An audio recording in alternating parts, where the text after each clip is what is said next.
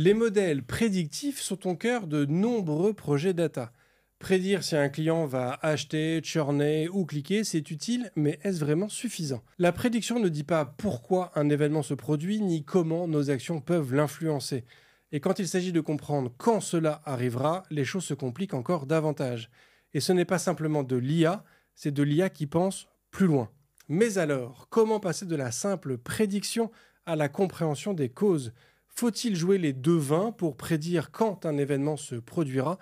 Et surtout, si nous pouvons déterminer toutes les causes et tous les effets, notre libre arbitre existe-t-il vraiment encore? Pour répondre à ces questions de cause, je ne reçois pas le mérovingien, mais il s'y connaît. En effet, Vincent, bonjour. Bonjour. Cosa Vostra.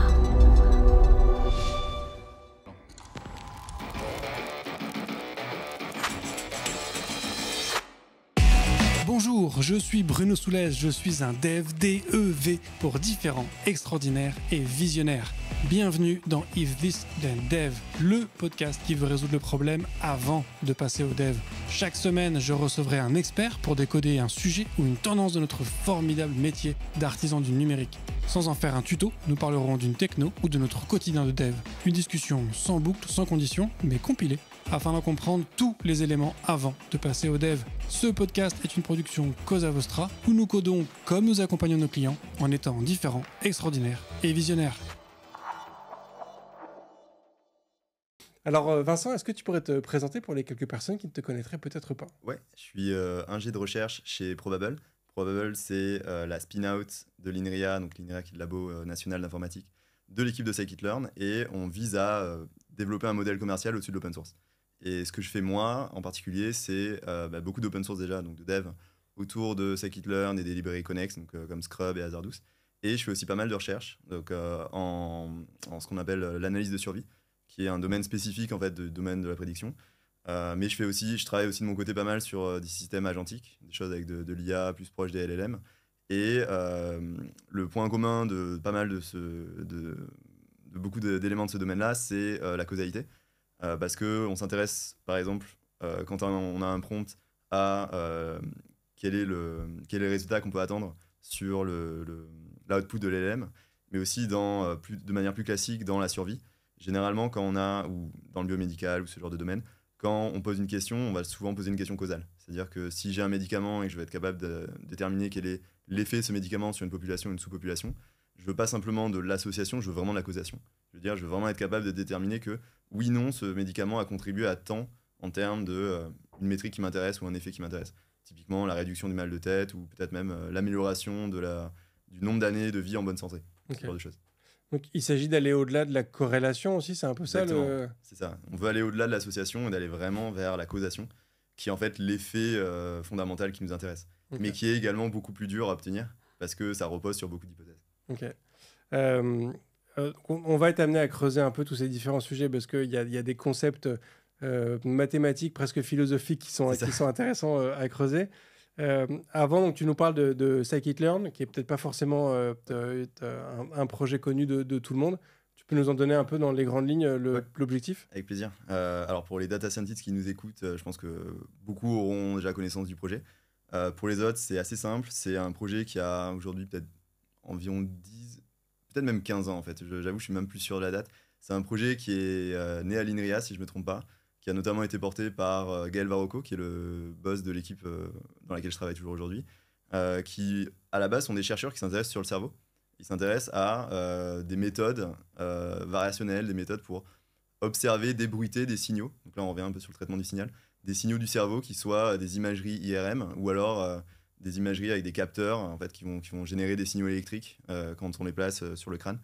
Et l'idée de ça, c'est d'être capable de... trouver de la corrélation, d'abord c'était de la corrélation, et donc de prédire des signaux qui sont très bruités, d'arriver à prédire des choses comme un signal qui va manquer, est-ce qu'on arrive à le reconstruire à partir d'autres signaux, ou est-ce qu'on arrive à améliorer la pixelisation d'une image IRM par exemple, c'est ce genre de choses. Et déterminer des zones d'intérêt, des régions d'intérêt du cerveau qui vont être activées en fonction d'une impulsion. Donc ça peut redonner de la mobilité, par exemple, des gens qui sont handicapés, qui ont un problème de mobilité, on peut se rendre compte qu'en fait, il y a cette zone-là qui est paralysée dans le cerveau. Et on arrive à identifier, en fait, justement, en débruitant du signal et en analysant des coefficients dans le signal, avec des techniques statistiques, on arrive à, pas comprendre, parce que c'est un grand mot, mais identifier certaines zones et certains effets sur le cerveau. Donc ça, c'est vraiment la genèse de scikit-learn, la genèse de tout ça, c'est l'arrivée de Python. Donc autour de 2007-2005, quand c'est vraiment devenu populaire, face à R, face à MATLAB, pour ceux qui faisaient des stats. Donc l'arrivée de Python a mené la danse. On avait SciPy, qui vient des États-Unis, qui vient de Berkeley, qui était développé par des gens comme justement Gaël Varroco et Travis Oliphant, qui sont des gens qui ont vraiment développé cet écosystème scientifique, donc qui est en fait une suite de calculateurs en C++ et un peu en Fortran, qui sont bindés à Python. Donc c'est ce qui a vraiment la base de tout, vraiment en calcul scientifique Python, c'est SciPy, quoi. Et dans SciPy, il y avait des objets un peu spéciaux qui s'appellent des SVM, et qui sont un peu les arrière-grands-parents des neural networks. Donc un SVM, c'est un neural network à une seule layer, tout petit, avec... il n'y avait même pas de backprop. Enfin, c'était vraiment très très simple, quoi. Et ce truc-là, à l'époque, c'était un peu le state of the art en termes de prédiction. Avec ça, on arrivait à prédire les signaux du cerveau, on arrivait à prédire pas mal de choses, de régions d'intérêt qui intéressaient l'équipe de recherche. Et c'était vraiment initialement un projet de chercheur, quoi. Donc scikit-learn, c'était vraiment un module dans SciPy qui s'appelait Scikit, avec un S à la fin. Le module est devenu beaucoup trop gros, ils ont été obligés de le séparer, ça a donné pas un fork, mais une nouvelle librairie qu'ils ont ensuite appelée scikit-learn. Et dedans, s'est retrouvée une collection de modèles qui était hyper utile à la recherche, en fait. Et que tout le monde avait tendance un peu à réimplémenter à la main. Donc, tout le monde réimplémentait sa logistique régression ou le faisait en R et puis dumper les résultats sur un CSV et puis repartir sur du Python. Donc, c'était pas du tout idéal comme flow. Et ils se sont dit, comment est-ce qu'on améliorait ce flow-là pour la recherche, avant tout. Et à un moment, il y a eu une espèce de singularité qui a fait que le monde de la recherche a percolé vers le monde plus start-up, plus industrie, plus tech. Et on est arrivé à un moment où, en fait, il y a moins que 20% des utilisateurs qui font vraiment de la recherche en labo ou en université, et 80% qui font de la prod. Et ce truc-là n'était pas du tout le cas, et ils n'avaient pas du tout anticipé ça initialement. Et donc, ça a donné tout un tas de nouvelles contraintes, tout un tas on va dire une nouvelle direction au projet, qui d'un coup devait être beaucoup plus production ready, et moins, et méthodologique aussi, et moins, on va dire, niche, à essayer de réimplémenter les derniers papiers de telle technique, à essayer d'avoir le plus de features possible. L'idée, c'était plutôt de se concentrer sur un set de baseline et un set de modèles qui avaient prouvé leur valeur, qui avaient montré qu'ils étaient solides théoriquement et qu'on savait bien les implémenter.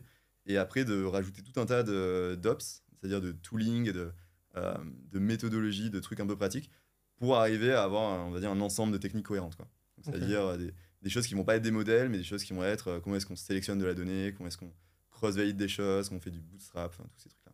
Et donc, c'est vraiment ça qui a donné scikit-learn. Tu as du coup parlé de tout cet aspect de signaux dans le cerveau et de réussir à analyser ces choses-là. C'est aujourd'hui une librairie qui est utilisée exclusivement pour ce genre d'application, ou ça s'est ouvert à d'autres... Et justement, ouais, ça a complètement dépassé ce cadre-là. D'ailleurs, même l'équipe en question, qui s'appelle Mind, qui est à l'INRIA, qui s'intéresse au cerveau, utilise plus vraiment scikit-learn. C'est-à-dire que scikit-learn, c'est toujours des modèles baseline. Les gens adorent se comparer à scikit-learn parce que c'est facile d'utiliser scikit-learn et c'est aussi facile de nos jours de battre scikit-learn.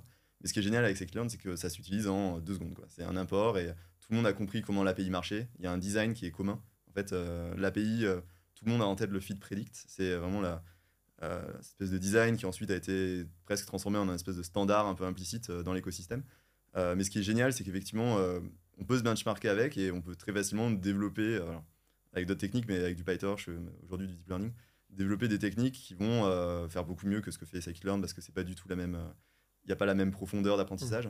Et aujourd'hui, les gens qui font du cerveau vont plutôt utiliser des transformers ou des choses autour des architectures les plus modernes, quoi. Okay. Mais c'est vrai que c'est intéressant l'évolution techno et l'évolution d'algorithmes qu'il y a eu en 10 ans, quoi. Donc, si j'ai bien compris, c'est une librairie Python qui te permet de faire de la prédiction de signal en fonction d'un tout un ensemble de signaux, donc soit un signal à venir, soit d'un signal perdu dans un ensemble de signaux. Exactement. Et par signaux, en fait, je veux vraiment donner la version la plus générique. Un signal, pour nous, c'est un tableau Excel, quoi. C'est une matrice 2D, ça peut être n'importe quoi. Il n'y a pas forcément un rapport avec l'audio ou avec les time series. Ça peut vraiment être l'analyse du churn, par exemple. Donc, c'est pour ça que toutes les équipes de data science, en tout cas beaucoup, dans des boîtes tech qui font pas forcément de la recherche, qui font pas forcément l'étude du cerveau, à un moment ou à un autre, vont utiliser des choses qui sont proches de l'écosystème scikit-learn. Alors maintenant, il y a de plus en plus de projets agentiques et de plus en plus de projets qui vont utiliser des LLM et des choses comme ça, mais il y a aussi tout un tas de projets qui vont utiliser de l'IA qu'on appelle classique, ou traditionnelle, ou shallow, qui est genre peu profonde, qui continuent en fait à entraîner des modèles eux-mêmes, souvent des modèles d'arbres, des modèles autour de XGBoost, l'IGBM, qui sont des modèles proches de ce que fait scikit-learn, pour faire. Mais alors eux, ils vont entraîner leur modèle from scratch. Et c'est possible parce que c'est des modèles qui sont pas hyper coûteux en termes d'apprentissage. Hein. C'est pas des modèles qui demandent beaucoup de ressources en termes de calcul, contrairement à fine-tune, justement, un LLM qui va être beaucoup plus gros, mais qui va pas s'utiliser du tout dans les mêmes conditions et pour les mêmes choses. Donc c'est vrai que effectivement, l'idée, c'est de faire du supervisé ou du non supervisé, c'est-à-dire prédire un signal ou prédire des clusters, mais la donnée d'entrée, elle a une forme, elle a une tronche vraiment de spreadsheet en 2D, quoi. Donc c'est un flux d'informations, en fait, quel que soit le type d'information. Exactement. Chaque ligne est un sample, et un sample, ça peut être n'importe quoi. Ça peut être une transaction, ça peut être un client, ça peut être une seconde d'analyse d'un signal du cerveau, ça peut être vraiment, on peut le décliner sous plein de formes. Et d'ailleurs, justement, le cerveau, ils avaient, comment dire, pas un problème, mais il y avait beaucoup de pré-processing, et c'est quelque chose qu'on fait vachement encore aujourd'hui, dans le sens où les images qui viennent du cerveau, c'est des images énormes, elles sont souvent en 4D parce que c'est des modélisations 3D prises dans le temps. Donc ouais, il y a toute une question de comment est-ce qu'on transforme ça en quelque chose qui est 2D et qui est facile à apprendre, quoi. Parce que toutes les techniques, beaucoup de techniques statistiques et de choses classiques marchent vraiment sur, encore une fois, quelque chose qui est 2D, qui est plat, quoi. Ouais. Pas quelque chose qui va être dynamique en 3D. Donc il y a toute une question de comment est-ce que je vais essayer de concaténer ou de merger toutes ces layers ensemble pour arriver à quelque chose de plus simple. Ok. Alors, ce qui m'étonne, c'est que tu nous parles de prédiction d'un signal, alors que tu es venu sur ce podcast pour nous parler de causalité. Exactement. Donc, alors, je ne vais pas dire l'opposé de la prédiction, mais qui a quand même... la prédiction veut déterminer ce qui se passe après, alors que la causalité veut déterminer ce qui s'est passé avant, au final. Alors, c'est hyper intéressant. En fait, ce qui est rigolo, c'est que pour comprendre la causalité, tu as besoin de comprendre la prédiction. En fait, c'est que beaucoup d'algos de prédiction, de causalité, justement, se basent sur des techniques prédictives. Parce que, au fond, ça marche quasiment, pas de la même façon, mais dans les faits, le code se ressemble. Et ce qui va être intéressant, c'est tu peux utiliser des algos prédictifs ou des statistiques, pas uniquement pour faire de la prédiction. Tu peux l'utiliser pour comprendre quels sont les poids d'un phénomène qui t'arrive dessus. Par exemple, je peux faire une régression très simple, tu vois, sur, je sais pas, sur les poids de mon portefeuille. J'ai un portefeuille avec, imaginons, avec différentes actions, différents indices. Et à la fin, donc, je veux voir quels sont les indices que je dois équilibrer pour avoir le meilleur portefeuille. Alors, c'est pas exactement scikit-learn, mais c'est proche. Donc, je vais faire une régression sur ce genre de choses ou une optimisation. Et à la fin, je vais avoir une série de poids. Mais en fait, ce qui va m'intéresser, c'est les poids eux-mêmes, quoi. C'est les coefficients. C'est-à-dire combien de fois, combien d'unités je dois attribuer à tel truc et combien d'unités je dois attribuer à telle autre métrique ou valeur, quoi, si on parle de portefeuille. Et ça va pas être tant la prédiction qui va m'intéresser. La prédiction, ici, ça sera plutôt une métrique de combien ça me rapportera. Mais là, c'est vraiment les coefficients. Et du coup, ce qui est intéressant, c'est que j'ai utilisé un dataset, donc de la donnée du passé, pour en tirer une information qui sont les poids, c'est-à-dire les coefficients de ma régression, quoi. C'est-à-dire, si c'est une régression en 2D, ça serait juste la pente et l'offset, quoi. Donc ça serait ça mes poids ici, en fait. Et ce qui est intéressant, c'est que je peux avoir quelque chose qui soit descriptif, donc qui utilise des stats ou scikit-learn pour faire du descriptif, c'est-à-dire analyser donc, la donnée du passé, pas forcément du prédictif, et du prédictif qui va être justement prédire un signal futur. Prédire un signal à partir de nouvelles données qu'on a acquises, mais dont on n'a pas encore le label. Exemple, une fois, si je fais des time series, je veux déterminer quelle a été, je sais pas, quelles sont les features les plus importantes de, mes time de cette time series-là. Je vais avoir des saisonnalités, je vais avoir des trends, je vais avoir pas mal d'artefacts dans ma série temporelle. Je veux déterminer quels sont les artefacts les plus importants. Ça, je peux le faire avec n'importe quelle technique de régression, relativement simplement, il y en a beaucoup. Mais je peux aussi vouloir prédire dans 10 jours quelle sera ma quantité. Quelle est ma quantité d'intérêt, mon volume de vente, le risque, ce que je veux. Et ce truc-là utilisera la même chose, mais avec de la nouvelle donnée dont on ne connaît pas encore le label. Parce que le label étant la quantité qui t'intéresse.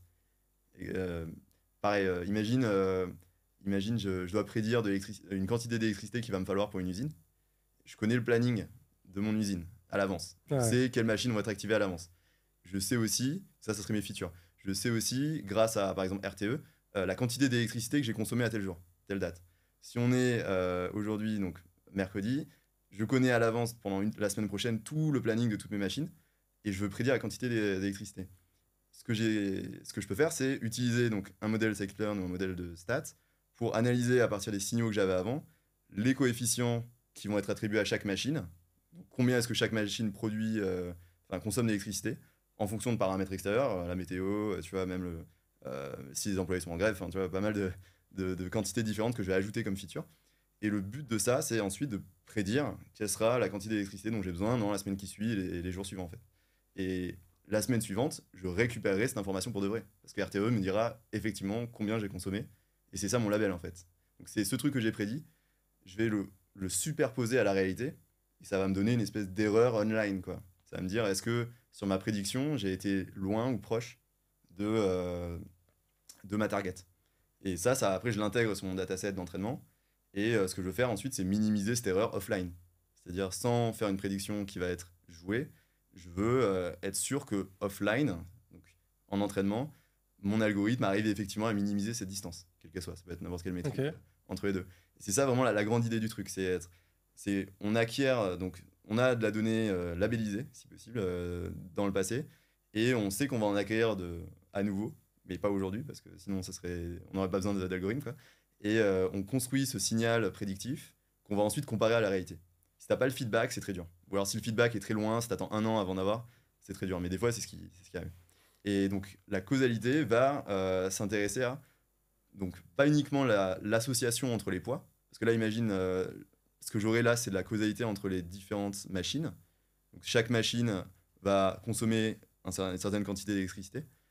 Je vais étudier éventuellement la corrélation qu'il y a entre chaque machine. Ce qui là va vraiment m'intéresser, ça serait déterminer, par exemple, un delta, déterminer une différence si j'active ou pas une machine. Imaginons, alors là, mon exemple commence à être bizarre, mais imaginons que je m'amuse à éteindre et allumer des machines. Ce que je vais vouloir savoir, c'est quelle est la quantité effective d'électricité que consomme effectivement cette machine. En arrivant à extraire, à l'isoler de tout le reste. C'est-à-dire de toutes les autres machines, de la météo, de ce genre de choses. Ou alors si je peux pas le faire, si je peux pas l'isoler de la météo, il va falloir que cette prédiction elle soit conditionnée par la météo. C'est-à-dire quand il fait beau, combien d'électricité consomme effectivement cette machine. C'est-à-dire quel est l'impact causal de cette machine sur ma target, en fait, quoi. Et en fait, ça, on va le retrouver dans plein de domaines différents. Et en particulier dans l'étude, par exemple dans la médecine, l'étude de l'efficacité d'un médicament. Donc on va dire, si je prends une population et que je lui donne ce médicament, quelle va être l'amélioration, donc ça s'appelle l'effect, le treatment effect après le médicament, sur une population versus un placebo. Et en fait, ce qui va m'intéresser, c'est la différence entre les deux. C'est-à-dire les gens à qui j'ai pas donné le médicament, quel est leur effet moyen, l'effet du groupe moyen, c'est-à-dire, je sais pas, si c'est la réduction de mal de tête, quel est leur niveau d'intensité de mal de tête, versus ceux qui ont eu le médicament, quel est leur niveau d'intensité de mal de tête. Et on fait la différence entre les deux moyennes et on arrive à un effet causal. On arrive à une quantité qu'on estime être causale. Et la difficulté de ça, c'est qu'on a des biais de sélection. C'est-à-dire qu'il se peut que tu aies mal choisi tes groupes et qu'en fait, tu aies mis des gens en très bonne santé dans le groupe A et des gens en très mauvaise santé dans le groupe B. Et en gros, tu n'as pas maîtrisé les facteurs, vraiment, tu n'as pas maîtrisé la cause de ce qui a entraîné le mal de tête. C'est-à-dire qu'il y a d'autres effets que simplement le médicament qui jouent ici, qui sont leurs conditions de santé, etc. Et un dernier domaine dans lequel on retrouve ça et où il y a de la causalité, mais les gens s'en soucient pas trop parce que ça marche bien, c'est des choses qui vont être dans le numérique, l'A/B testing. Dès que tu as une campagne marketing et que tu arrives à parfaitement randomiser qui va sur la pub A et qui va sur la pub B, en fait c'est génial parce que tu n'as plus ces problèmes de randomisation qu'on avait justement avant dans l'étude de médecine où tu as peut-être mal samplé.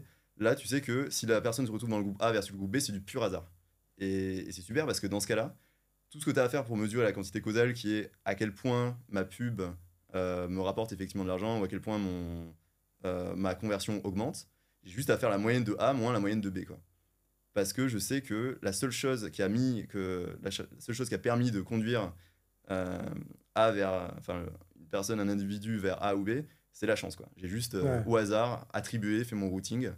Et alors, il peut y avoir des biais qui s'ajoutent, il peut y avoir des problèmes qui s'ajoutent. Si par exemple aller sur B, parfois il y a une erreur, je sais pas, le network est pas bon pour X raisons, la personne n'arrive pas vraiment à expérimenter B parce qu'il y a un problème technique ou parce que je sais pas, malheureusement ça a introduit une latence et la personne n'aime pas ça. T'as plus de bugs sur la version B que sur la version A. Voilà, exactement. Et que du coup, pour une raison qui n'est pas celle que tu veux étudier, la personne ne répond pas à l'étude. Ou la personne, il y a introduit un biais énorme, tu vois.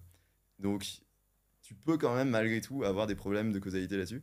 Mais dans un monde idéal, sur ton A/B testing, les deux versions sont comparables et tu étudies vraiment une seule chose. C'est-à-dire, si je change la couleur du bouton, A versus B, est-ce que j'ai un lift ou pas dans taux de gens qui cliquent dessus. Ok. Et ce qui est génial, c'est que comme c'est random, tu peux effectivement, t'as pas de problème. Alors, je crois Beaucoup avoir d'informations. à peu près compris. Donc, si je comprends bien beaucoup de cette notion de causalité, Ouais. c'est pour réussir. Donc, si je prends mon réseau de neurones dans mon LLM traditionnel, Ouais. c'est pour réussir à comprendre, en fait, en gros, l'impact de chaque neurone que ça aura sur la décision finale pour pouvoir, du coup, jouer de manière plus fine Ouais. sur la décision finale. Alors là, t'es micro, parce que là, t'es vraiment au niveau de comprendre l'intérieur d'une black box qui est un réseau de neurones. Là, ce que je te décrivais, c'était plutôt macro. C'était, on trouve un moyen d'estimer une quantité moyenne, qui va être groupe A versus groupe B. On trouve un moyen d'estimer cette quantité, donc ça peut être un truc aussi simple que genre faire la moyenne. Mais parfois, c'est beaucoup plus dur, en fait. Donc, il te faut un modèle qui estime cette quantité-là. Et si les conditions sont réunies, c'est hyper simple d'avoir l'effet causal plutôt que l'effet associatif. Si donc les conditions réunies, c'est avant tout l'hypothèse d'avoir vraiment, donc comme je disais au début, une randomification de qui part dans le groupe A ou le groupe B. Et si tu arrives à avoir ça, tu résumes tout avec une simple différence. Si tu n'arrives pas à avoir ça, tu dois utiliser des modèles qui sont beaucoup plus compliqués, qui vont travailler sur ce qu'on appelle de la donnée observationnelle, c'est-à-dire la donnée où on a conscience qu'il y a des biais, et on essaie de débiaiser tout ça en introduisant des hypothèses. En disant, par exemple, si les gens ont acheté autant de glace que de stocks à ce moment-là, d'actions, c'est peut-être parce qu'il faisait chaud et que c'était l'été. Pas parce qu'il y avait un autre effet causal bizarre, ou un autre effet observé bizarre, c'est vraiment parce qu'il y avait ce qu'on appelle le co-founder, donc ce qui va expliquer... j'ai plus vraiment l'analogie, je crois pas que ce soit la glace et le stocks, mais ce qui va expliquer, pourquoi est-ce que deux choses arrivent, ça sera une troisième cause qu'on n'avait pas observée initialement, qui ne faisait pas partie du dataset. Et si tu n'as pas observé cette troisième cause, cette cause véritable, en fait, ton étude tombe à l'eau parce que tu ne peux pas déterminer l'effet de cette cause sur le reste. C'est-à-dire que ce qui est dur avec l'inférence causale, c'est que si tu n'es pas dans une situation où les choses sont parfaitement random, tu dois observer cette quantité qui te permet de débiaiser et de comprendre, de conditionner dans quel cas tu pars à gauche versus à droite. Ok. Donc ce qui est dur, c'est que tu dois récupérer toute la donnée. Et alors, ce que je trouve d'autant plus un peu perturbant dans tout ça, c'est que, si je comprends bien, cette notion de causalité a pour objectif de te permettre de mieux prédire. Elle te permet de à la fois mieux prédire, mais surtout mieux comprendre. C'est-à-dire que si je fais une campagne marketing et que j'ai déterminé que effectivement bouton A marche mieux que bouton B, c'est intéressant parce que je vais pouvoir mettre bouton A en prod. Et c'est ça vraiment qui m'intéresse le plus à ce niveau-là. C'est certes faire de la prédiction, mais ça je peux quand même le faire avec du prédictif classique. Là, ça sera vraiment avoir une conclusion. Donc et avoir une forme de certitude. Si je reprends ce cas de l'A/B test qui est peut-être plus commun en fait pour la majorité de l'audience de ce podcast, parce que je pense qu'il y en a beaucoup qui font de l'A/B test. En fait, c'est une manière de te dire que certes, aujourd'hui, quand tu fais un A/B test avec une plateforme qui existe standard de service, il te met à 50-50 ta population sur tes deux versions, mais qu'il y a peut-être d'autres paramètres que tu ne perçois pas qui influent sur le résultat de ton test. Donc, ça te permet en fait de rééquilibrer les résultats. Exactement. Au-delà de la taille de la population, mais d'extraire de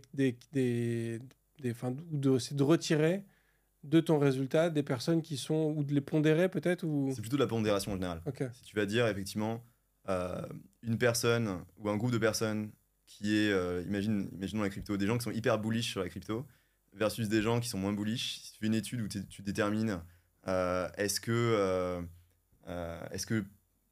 appli A t'aide à mieux trader que appli B, si tous les gens qui sont très bullish sont allés sur l'appli A, ils ont forcément investi beaucoup plus et pris beaucoup plus de risques.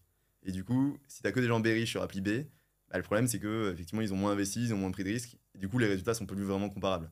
Donc ce que tu veux à ce moment-là, c'est arriver à être sûr qu'il y ait des deux catégories de gens qui soient allés vers appli A et appli B, pour que ce soit un minimum comparable.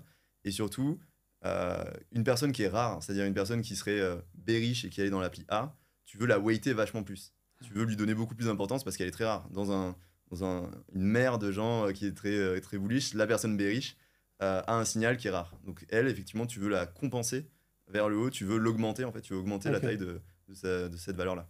Donc du Effectivement. coup, grâce à cette notion de causalité, tu peux la réorienter vers le bon, Tu vas le, pas le bon la... groupe dans le cadre de la B-test. Non, justement, tu veux pas la réorienter, tu veux la laisser là où elle est, parce que de toute façon, c'est ce que tu as observé. Ok. Donc tu peux pas le changer en fait. On parle vraiment de données qu'on a observées Ouais. déjà, tu vois.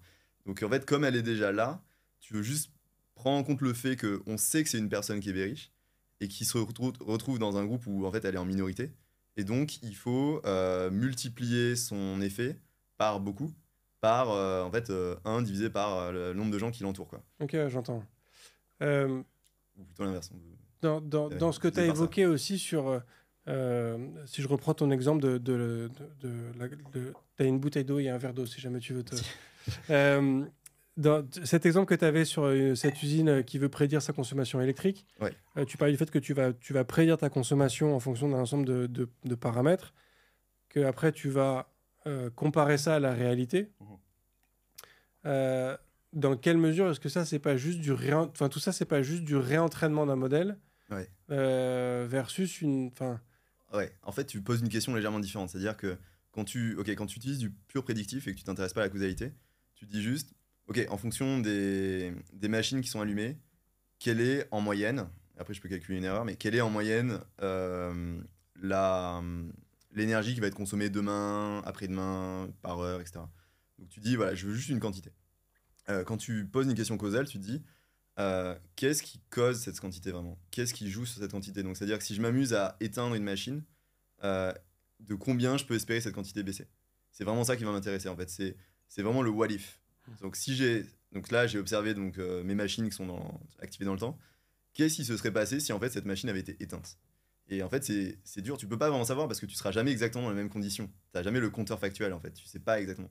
Donc, ce que tu veux, c'est récupérer dans le passé des échantillons qui étaient proches et arriver à dire, ok, là on a des situations qui sont comparables, on a un état par exemple de météo qui est comparable où j'avais la machine allumée versus la machine éteinte, et dans ce cas-là je peux à peu près comparer, et je peux à peu près dire, ok, la moyenne dans cette situation-là c'était tant, la moyenne dans l'autre situation c'était tant, comme on est sur une situation qui est comparable parce que j'ai bien fait mon travail, j'ai toutes mes hypothèses qui sont bien, je peux faire une différence, ou quelque chose qui est proche d'une différence, et j'ai l'effet. Et je peux Ouais. voir effectivement, ok, machine 2 quand elle est allumée, ça me met 50 gigawatts, c'est beaucoup. Et quand elle est éteinte, effectivement, j'ai que 40 gigawatts. Donc en fait, en effet, elle consomme 10 gigawatts. Et ce qui est dur, c'est d'arriver à faire ça justement. C'est d'arriver à isoler, grâce à ton modèle, des quantités qui sont comparables pour arriver à quelque chose qui est aussi simple qu'une différence.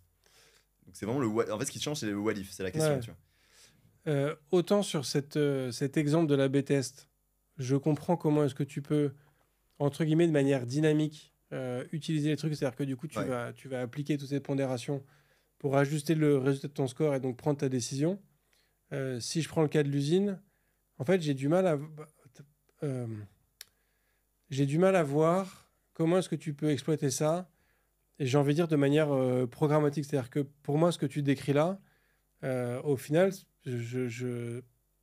moi, de ma perception, c'est plus entre quelqu'un ou un système qui va expliquer à quelqu'un, Ouais. bah voilà, en fait, tu as ta machine qui consomme plus quand il pleut et moins quand il fait beau. Donc peut-être qu'envisage de l'éteindre quand tu vois qu'il va pleuvoir. Mais que du coup, Ouais. tu vois, c'est une explication. Ouais. Et j'y vois pas un usage, entre guillemets, dynamique. Enfin, tu vois, je sais pas Ouais, si ouais, tout à fait. Ouais. En fait, tu as vraiment cette dimension descriptive que tu as complètement expliqué, qui est effectivement, tu as le point de vue de l'analyste qui essaie de comprendre et qui essaie d'en tirer des conclusions et des choses qui vont être, tu vois, de l'ordre de, effectivement, cette machine elle consomme tant, ou cette campagne elle marche mieux quand il y a tel bouton. Et effectivement, la question c'est, est-ce qu'on peut automatiser ce genre de choses? Et pour moi, la réponse est oui, parce qu'une fois que tu as déterminé que cette machine elle consomme tant, dans ce genre de conditions, bah, tu peux dynamiquement, par exemple, l'activer ou pas. Tu prends une décision qui serait automatique. Ou alors, tu pourrais Oui, mais simplement l'exclure de ton analyse, quoi. quelle est la différence du coup Ouais. avec un réentraînement de ton modèle? Le réentraînement, euh, il va consommer de la donnée qui est plus récente que l'état d'avant. Donc, par exemple, si j'ai entraîné un modèle il y a 2 mois et que j'ai eu de la donnée depuis 2 mois, bah, j'ai un gap de 2 mois dans mon apprentissage. Et donc, si ma série, si ma donnée est parfaitement stationnaire et que ça varie pas trop, je vais pas avoir de problème. Mais si, ce qui est le cas de pas mal de choses, j'ai une trend qui évolue ou je vais avoir des saisonnalités qui sont importantes, j'ai tout intérêt à réentraîner parce que sinon, ma prédiction, pour le coup, sera assez fausse parce que je me baserai sur de la connaissance passée sans avoir pris en compte l'évolution.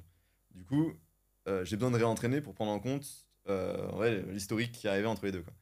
Et alors, du coup, je me rappelle plus de ta question. Non, mais en plus, non, mais ouais. j'ai réalisé juste après l'avoir posé qu'il y a aussi une distinction. C'est qu'en fait, si on reprend cet exemple de ton usine et de sa consommation électrique, Ouais. c'est que tu as un modèle qui va prédire ta consommation électrique, là où la causalité te permet de dire, de choisir de manière dynamique les machines que tu allumes ou pas. Exactement. Donc, c'est pas juste Ouais. te prédire Voilà. c'est Merci de d'exprimer choisir. mieux que moi. C'est ça, exactement. Non, mais Ça te petit à permet petit, de- ouais, j'essaye t'as de. Exactement. Il y en a un qui répond à la question en moyenne combien ça va consommer, et l'autre qui va dire pourquoi ça consomme tant par élément. Ok. Pourquoi telle machine, combien consomme vraiment telle machine, combien consomme le fait qu'il fasse beau, voilà. Et donc c'est toujours le what if, quoi. C'est toujours à partir de ce que j'ai observé avant. Je peux pas reproduire ce qui ne s'est pas passé, mais je peux trouver des exemples qui sont proches et essayer de les comparer. Ok. Alors, je vais voir si j'ai. Est-ce que ça clarifie un peu? Non, non, mais parce que je pense avoir un peu mieux compris. Et en fait, depuis le début de notre conversation, moi, il y a un projet qui pop. Donc, en ce moment, moi, je travaille chez Les Furets. Et ils ont mis en place un projet qui s'appelle ROS, pour Return on Ad Spent. Yes. Pour ceux qui connaissent pas, en fait, ce qui est intéressant, c'est qu'aujourd'hui, tu peux aller voir Google et tu peux lui dire voilà à quoi ressemble ma population de gens qui achètent chez moi. Et comme ça, tu m'envoies des gens qui ont plutôt tendance à acheter chez moi. Mais là, le projet ROS, en fait, c'est que tu vas plus loin. C'est que toi, c'est que nous, chez Les Furets, on est capable de prédire si quelqu'un va convertir et si oui, où il va convertir. Et donc, de pouvoir prédire combien est-ce que nous, il va nous rapporter. Et donc, de modifier l'enchère qu'on va mettre auprès de Google en disant, bah, du coup, nous, sur telle personne, on est prêt à enchérir à tel prix. Et sur telle personne, on est prêt à enchérir plutôt plus bas parce qu'on sait qu'il y a moins de chances qu'il nous rapporte. C'est ça, du coup, un peu ce que tu as expliqué ou pas tout à fait? Là, tu es vraiment sur un truc plus classique de prédictif. Là, tu es D'accord. vraiment sur classifier oui, non, est-ce que cette personne va convertir. Et Oui, mais si tu vois, la il y a aussi proba est- cette ouais. notion d'estimer le montant Ouais. sur lequel nous, on va enchérir parce qu'on sait qu'il a plus de chances de convertir Ouais. sur tel type d'endroit versus un autre qui a plus de chances Ouais. de convertir à tel endroit. Ouais, ok. En fait, il y a vraiment deux façons de le voir. La première, c'est la façon la plus simple où tu dis moi, il n'y a pas vraiment de traitement, j'ajuste pas grand-chose. Je suis pas en train d'ajuster une variable. Je suis en train de juste des campagnes qui tournent. J'ai des gens qui vont, je sais pas, je vais avoir des hits, donc des gens qui s'intéressent ou qui cliquent. Je vais avoir des clics ou même des conversions. Et je veux à chaque fois sur mon funnel prédire l'étape d'après. Et si par exemple je suis à l'état du hit, donc c'est-à-dire les gens qui ont vu, quelle est la proba qui clique? C'est ça, je crois, le ROS, non? Attends. Le return on ad spend. Non, c'est les gens qui ont fait l'ensemble du funnel en fait. Ouais. Ouais, c'est les gens qui convertissent jusqu'au bout. À partir de peut-être du clic, du coup. À partir de quel. Bah Quelle étape alors, c'est à partir du moment où tu arrives sur le site jusqu'au Ok, moment où d'accord, tu à partir de la convertis. visite. Ok, bon, bah, au moment où tu as une visite, ça te fait un point. Et tu dois prédire, oui, non, est-ce que cette personne va convertir jusqu'au bout en fonction des infos que tu as réussi à récolter de cette personne, des Mais- cookies ou ce genre de trucs. Mais si t'en avais avant. c'est là où le projet est intéressant, c'est que c'est pas uniquement aller sur est-ce qu'il va aller jusqu'au bout. Ouais. Parce qu'en fait, nous, c'est des tunnels où tu as plein de branches possibles. Ouais. C'est où il va aller, Ouais. sur quelle branche il va terminer. Ouais. Parce que du coup, en fonction de la branche, bah, c'est pas le même revenu en fait, Ouais. pour l'entreprise derrière. Ouais. Et donc, en fonction de la branche sur laquelle tu détermines qui va Ouais. aller, Bah, en en fait- fonction d'un ensemble de critères, Ouais. tu sais que tu vas être capable d'enchérir plus ou moins. Pour moi, c'est toujours la prédiction. Pour moi, tu es toujours dans le paradigme de. Ok. Même si j'ai 18 portes au lieu de une, je vais quand même prédire pour chaque porte quelle est la proba qui passe dans la porte. Parce que là où ça deviendrait de la causalité, c'est si tu étais en train d'ajuster un truc en temps réel. Ou pas en temps réel, mais il y a une quantité que tu essaies d'ajuster, qui est le traitement. Et le traitement, ça pourrait être. Je sais même pas, peut-être juste la couleur du site. Imagine, j'ai 4 backgrounds différents et je veux savoir, en fonction du background que je mets, celui qui va le plus ou moins attirer l'œil ou être agréable, est-ce que, on va simplifier, j'ai qu'une porte, j'ai la conversion finale. Est-ce que, en fonction de si je mets ce background-là, est-ce que je vais avoir quelqu'un qui convertit mieux? Et ça, c'est la question fondamentale de qu'est-ce qui marche mieux, en fait. Et une fois que tu sais ce qui marche mieux, bah, du coup, tu implémentes ce qui marche mieux. Donc, tu vois, comment dire, il y en a un où tu t'intéresses pas tant que ça au pourquoi, où tu dis juste, ok, j'admets, j'ai des gens qui m'arrivent dessus. Ce que je veux, c'est prédire où est-ce qu'ils vont aller pour derrière mesurer une quantité, enfin estimer une quantité. Et après, j'ai une notion de, en fait, je veux améliorer ce qui se passe. Et je peux jouer sur des différentes variables, je peux changer des trucs. Et je veux savoir, quand je change une variable, donc la couleur du site, Comment est-ce voilà, que je peux le réaiguiller en fonction quel de... est le delta sur ma proba, en fait. Ouais, ok. Tu vois. Donc, dans ce cas-là, tu vas faire un delta, un changement sur ta variable, sur ton traitement, la couleur du site, et tu mesures un delta sur ta target, ton output, qui est la proba de convertir. Ok. Tu vois. Et tu pourrais avoir des probas de convertir sur chacune de tes différentes sorties possibles. Ok, passionnant. Tu nous as parlé aussi d'un autre sujet au tout début, que je trouve aussi intéressant à creuser. Tu nous as parlé de la survie. Ouais. Pareil, alors on a déjà pas mal fait un gros dialogue sur la causalité. Ouais. Je pense avoir à peu près compris le truc.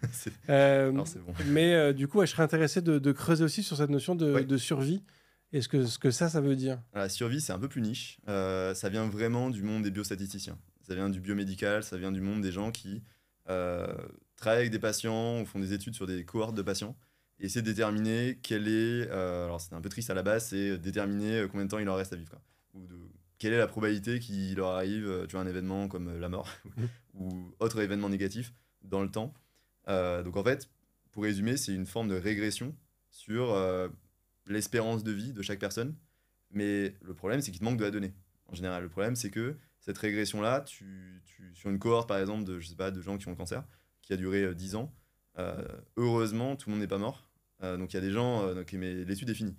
Donc en fait, tu as eu 10 ans de données où tu as vu des gens avec certains états. Certains ont succombé, d'autres non. Et certains ont même déménagé, changé de ville et tu n'as pas pu les suivre. Donc ils sont sortis de l'étude sans que tu aies pu savoir quel était leur état. Et le problème, c'est que tu ne sais pas à quel moment ils vont mourir du cancer. Si ils meurent tous du cancer un jour, parce qu'ils sont dans cette cohorte-là. Et le problème, du coup, c'est que tu ne peux pas juste faire la moyenne. Comme imagine si tu as observé que 10% de gens qui succombent au cancer dans ta période, dans ta fenêtre de temps. Tu peux pas dire, ok, je prends juste les gens qui sont morts, je fais la moyenne dessus, ça me donne l'espérance de vie. Ça marche pas parce que du coup, tu as extrêmement biaisé ton analyse parce que tu as oublié 90% des gens qui ont survécu et qui du coup ont une espérance de vie beaucoup plus haute que ceux qui sont morts. Ouais. Et oui. Donc en fait, là, c'est un nouveau problème. Donc là, tout à l'heure, avec la causalité, on avait parlé d'un problème qui est, je maîtrise pas toutes les causes, j'ai besoin d'arriver dans une forme de framework où les différents scénarios sont comparables parce que j'ai pas un biais de sélection. Là, j'ai un autre problème qui est un peu différent, qui est je fais de la prédiction, j'ai pas besoin de comprendre pourquoi, même si les deux domaines sont quand même liés, mais je fais que de la prédiction, je juste prédire une quantité qui est combien de temps il leur reste à vivre en bonne santé, etc. Mais le problème que j'ai, c'est que j'ai des trous dans mon dataset. J'ai pas observé mon label à certains moments.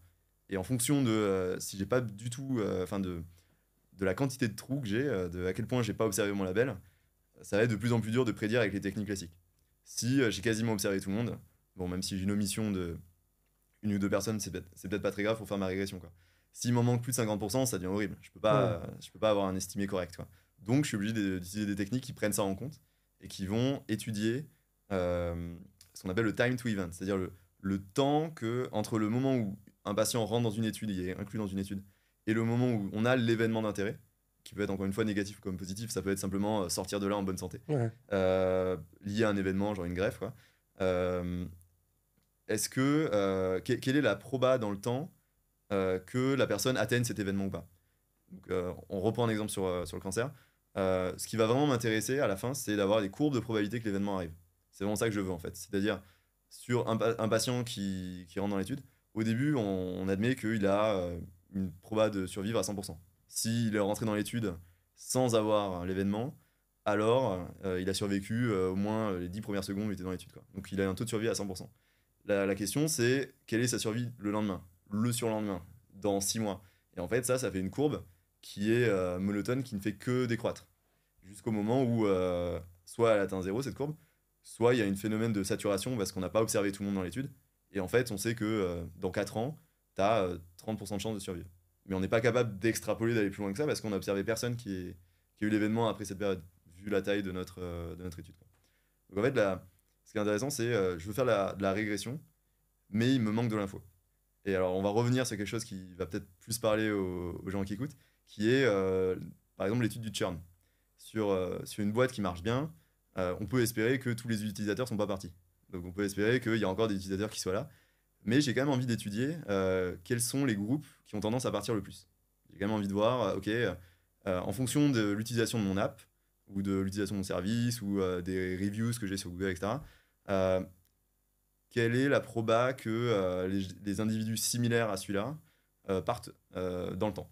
On va dire par exemple, j'ai 95% de taux de rétention, je vais analyser le 5% de gens qui sont partis. Et comment je fais ça? Et alors, ce qui est dur, c'est que je peux pas uniquement dire je regarde que ceux qui sont partis et j'oublie le reste. Parce que dans ce cas-là, je biaise énormément de trucs. C'est-à-dire que je vais dire, ah ok, la moyenne, on va dire, si je prends juste eux et que je dis, je calcule le temps entre le sign-up et le moment où ils sont partis, et je dis, en fait, les gens restent en moyenne 1 an et demi. C'est pas vrai, parce qu'il y en a plein qui sont peut-être là depuis 4 ans et qui sont jamais partis, et si je fais juste on va dire, cette sélection-là et que je moyenne, je vais tout biaiser vers le bas, quoi. Je vais sous-estimer vraiment énormément la quantité de temps que les gens restent sur mon app. Donc je peux pas faire ça. Donc ce que je dois faire, c'est dire que tous les gens qui sont encore avec moi aujourd'hui, ils ont survécu. C'est des survivants, ils n'ont pas eu l'événement d'intérêt. Et l'événement d'intérêt, c'est le churn.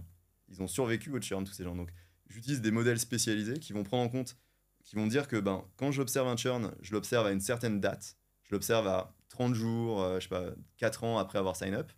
Et j'observe l'événement. J'observe l'événement, il est parti. Elle est partie. Et ensuite, une fois que j'ai fait cette étude-là, la question c'est comment est-ce que j'applique ça aux gens qui sont encore là. Donc en fait, comme j'ai appris, le modèle a appris en fonction de plein de paramètres et de l'utilisation et de toutes les données que je vais passer, toutes les features que je vais passer, comme il a appris justement cette distribution de probabilité, je vais être capable pour chaque personne qui est encore là de prédire, ok, quelle est la proba que cette personne sort de l'étude dans 2 jours, dans 3 jours, dans 4 jours, dans 5 jours. Enfin pardon, pas sort de l'étude, que la personne churn demain, après-demain, etc. Et c'est ça qui est hyper intéressant, c'est d'avoir cette courbe où tu vas pouvoir mesurer la proba que cet individu churn. Et si tu moyennes les individus, tu vas pouvoir même avoir les courbes sur des groupes de gens similaires. Tous les gens qui sont de cette cohorte, je vais voir la proba de churn de cette cohorte. Ouais. Je vais être capable d'avoir ça. Tu vois. Donc, tu as une probabilité qui est adaptée à chaque individu Voilà. de ta cohorte. Je vais avoir une courbe de probabilité que la personne parte pour chaque individu de ma cohorte. Donc, tous les individus qui sont encore en vie, je vais pouvoir estimer cette courbe. Okay. Et cette courbe va aussi loin que va mon jet de données. Si j'ai 10 ans de données, je vais avoir 10 ans de courbe. Grossièrement. Ah, donc t'es pas capable d'extrapoler quoi qu'il arrive au-delà de... Si t'as que 2 mois, si t'as une boîte qui a que 1 mois d'existence, tu vas pas pouvoir dire, je pense que dans 10 ans, les gens ils en sont là. Tu vas être obligé, en fait c'est une étude de choses comparables aussi. Donc tu peux pas vraiment extrapoler. Mais après, si t'as des comparatifs, si t'as des boîtes qui sont similaires et qui ont un peu le même schéma que toi, enfin qui font un service qui est proche ou qui ont, je sais pas, un NPS qui est proche, ou tu vois, des paramètres sont proches, bah, tu peux dire, bon, je récupère un dataset si je l'ai, je fais la même chose. Ou alors, moi-même, je connais le paramètre, je sais à quel point, on va dire, l'attrition évolue, et j'essaie de reproduire ça. Donc, j'essaie d'introduire une distribution que je connais, avec des paramètres que je connais, pour simuler, en fait, le fait qu'il me manque des trucs pour extrapoler, justement. Ouais. Mais ça te demande de connaître ce phénomène par un autre moyen. C'est-à-dire, soit tu as eu accès à un autre dataset qui n'est pas le tien parce que du coup, tu as vécu comme moi, ou alors tu es allé voir sur Gartner, tu vois, à quel point l'attrition arrive dans le temps et tu essaies de coller ça avec ce que tu as observé. Mais globalement, c'est sûr qu'il vaut mieux avoir un peu de données derrière soi pour être sûr d'avoir quelque chose qui colle à ton business, quoi. Ok. Dans quelle mesure est-ce qu'il faut que tu définisses toi-même les dimensions qui sont entre guillemets étudiées? C'est-à-dire que là, sur le cas du churn, si on prend, je sais pas, tu vois, est-ce que tu dois pas manuellement entre guillemets choisir de faire ces cohortes par le nombre de factures, le montant des factures, je sais pas, l'ancienneté, le type de téléphone acheté ou je ne sais quoi. Ça, c'est le travail des data scientists et des machine learning engineers qui travaillent dans les boîtes, c'est d'arriver à faire ce que tous les data scientists adorent, qui est le feature engineering. C'est-à-dire, à partir de ma database, qui peut être genre colossale, comment est-ce que j'extrais les features qui sont intéressantes pour pas genre tout joindre, pour pas avoir un espèce de truc complètement intractable. Comment je sélectionne, je curate ma donnée, comment je l'enrichis et je la filtre pour avoir quelque chose qui, à la fin, peut me permettre de prédire un truc. Donc, d'avoir mon signal. Donc, les features que tu vas choisir, donc effectivement, l'ancienneté, le nombre de clics qu'il y a eu, je sais pas, le taux d'utilisation de l'app sur plein de choses différentes. C'est vraiment le rôle de la personne de l'expert data, du data scientist, de créer ces features-là et ensuite d'appliquer le modèle dessus. Et d'être sûr que ces features soient correctes, déjà. Tu vas être sûr qu'elles ont bien été mesurées dans la base de données, que tu vois, leur calcul n'est pas faux, qu'il n'y a pas eu de problème quand tu as fait un group by ou un filtre. Donc, il y a ce problème-là. Et après, il y a le problème de maintenir ce système dans le temps, où tu vas être sûr que tu n'es pas une colonne, d'un coup, il n'y a que des nanes, parce que la table a été complètement dépréciée, que c'est passé à autre chose. Tu veux être sûr que tout ce truc-là soit maintenu, parce que c'est vraiment un système vivant en fait, quoi. Comme une app classique en fait. Ouais. Et dans quelle mesure cette notion-là te permet pas justement de déceler une notion de causalité? Parce qu'au final, si tu arrives Ouais. à voir ces cohortes Yes, de churn avec une exactement. probabilité élevée, tu peux comprendre en fait le pourquoi. Exactement. Voilà, ben, c'est ça, c'est là où les deux sont liés. C'est qu'en fait, tout à l'heure, je disais que la causalité, au fond, c'est un delta. Tu peux le voir comme un delta sur des quantités prédites ou sur des quantités tout court. Et là, du coup, ce qui est intéressant, c'est que en survie, ce qu'on va prédire, c'est des probas de survie. En fait, c'est la proba de pas avoir l'événement ou à l'inverse, la proba de l'avoir, quoi. Et du coup, ce qui va t'intéresser, c'est si je change un paramètre, si j'augmente le prix de mon site ou si j'augmente le prix de mon service, etc. Quelle est l'influence sur la proba que les gens restent, en fait. Et c'est là où effectivement les deux se rejoignent et ça donne un truc magique, c'est que ce qui va t'intéresser, c'est à plein d'horizons différents. Si j'augmente le prix du sign-up, est-ce que ça change, tu vois, la proba de rester à 10 ans, 10 ans peut-être un peu long, mais à 1 mois, 2 mois, 3 mois, 4 mois. Et peut-être ce que je vais observer, c'est qu'il y a des gens qui vont pas du tout apprécier sur les premiers mois. Donc il va y avoir les gens qui étaient un peu limites, qui n'étaient pas hyper chauds pour payer. Si j'augmente un peu la facture, je suis sûr de les perdre. Mais j'ai peut-être une base qui est suffisamment solide qui fait que bon, bah, une fois que les premiers sont partis, a priori ça bouge plus trop après. Et que je vais avoir, ce que pas mal de gens dans les banques ou en marketing aiment bien étudier, c'est un espèce d'effet d'élasticité du prix. C'est à quel point je peux monter le prix ou à quel point je peux jouer sur le prix et voir la courbe d'adoption et voir à quel point celle-là change, quoi. C'est-à-dire que peut-être que si un extrême, si j'ai un prix qui est trop bas, mon adoption va être faible parce que les gens vont se méfier et t'es trop loin du prix psychologique en fait. Tu dis, Ok. bizarre. Et si j'augmente ça vers quelque chose qui se rapproche du prix psychologique, je vais atteindre un espèce de palier où je vais pouvoir monter ce truc-là et monter ce prix jusqu'à un moment où je vais avoir une cassure parce que là, ce sera trop en fait. Ce sera pas ok de payer un prix aussi élevé et je vais perdre tout le monde.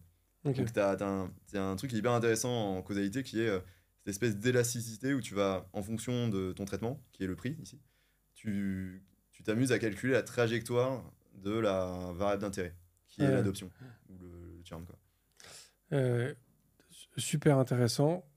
Tu nous as du coup donné beaucoup d'exemples dans le monde de la finance, la gestion de portefeuille, sur la gestion l'analyse de tests médicaux et toutes ces cohortes, groupes témoins et autres.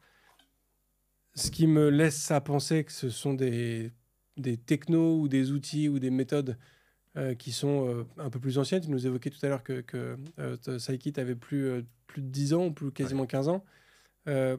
Comment est-ce que du coup tu perçois le monde des LLM aujourd'hui qui sont entre guillemets juste sur de la prédiction et qui ont le devant de la scène aujourd'hui avec toute cette hype qu'il y a autour de ces technos-là, alors que vous faites des choses qui sont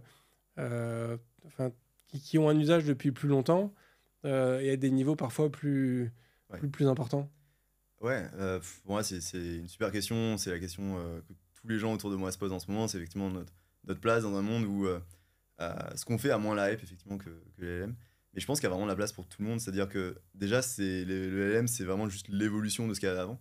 C'est-à-dire que c'est des technos qui sont très proches de ce qu'on avait avant, mais juste qui ont été portés à un niveau de scale qui est infini, quoi, avec un niveau de données qui est colossal, on parle de tout Internet, un niveau de poids aussi du modèle qui est colossal, c'est des trucs qui tiennent plus sur des gros serveurs, enfin c'est énorme.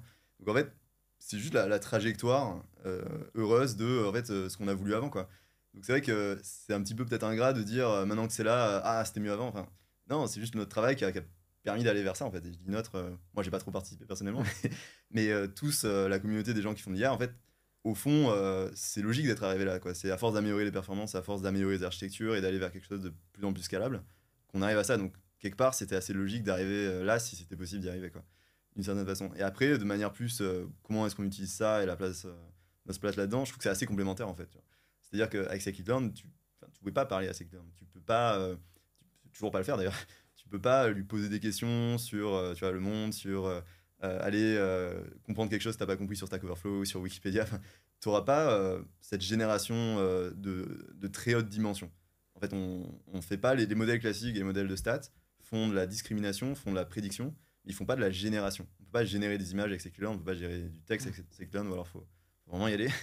C'est pas du tout fait pour. Hein. Du coup, pour moi, c'est extrêmement complémentaire. C'est vraiment une nouvelle techno, et tu vois, des use cases qui explosent. Et là où c'est hyper intéressant aussi, c'est que tout ce qu'on faisait jusqu'ici, c'était vraiment adressé à des spécialistes, quand même. Même si on a vraiment baissé la barre et qu'on a essayé de démocratiser ça au mieux. Avant qu'on existe, et, tu vois, avant ce qu'on appelait le machine learning, c'était vraiment des stats, des statistiques. Il n'y a que les statisticiens qui, a priori, faisaient des statistiques. Tu vois. Maintenant, ça s'est un peu démocratisé donc avec le machine learning, donc il y a genre 10 ans. Il y a des gens qui n'étaient pas forcément hyper bons en stats, qui pouvaient arriver à peu près à comprendre les modèles de base et les utiliser pour leur use case et avoir quelque chose qui était utile. Mais ça restait des gens qui savaient bien programmer, des gens qui avaient un peu compris les concepts, etc. Et qui avaient un certain niveau. Et maintenant, en fait, l'IA, c'est devenu du B2C, quoi. Et c'est génial. C'est-à-dire que d'un coup, tu as une explosion parce que la Terre entière peut parler avec ChatGPT. Tout le monde adore générer des images sur Midjourney. Et en fait, ce qui est génial, c'est qu'avec cette scale-là, tu t'adresses plus uniquement aux spécialistes, mais à un portefeuille, enfin, quantité de gens qui est phénoménale, quoi. Ouais. Avec effectivement les enjeux, tous les problèmes que ça peut poser, mais aussi tous les trucs géniaux qui vont arriver sur. Enfin, moi, je suis assez, perso, assez bullish là-dessus. Sur des choses comme l'éducation, des choses comme l'accès à la connaissance, l'accès à des experts dans différents domaines.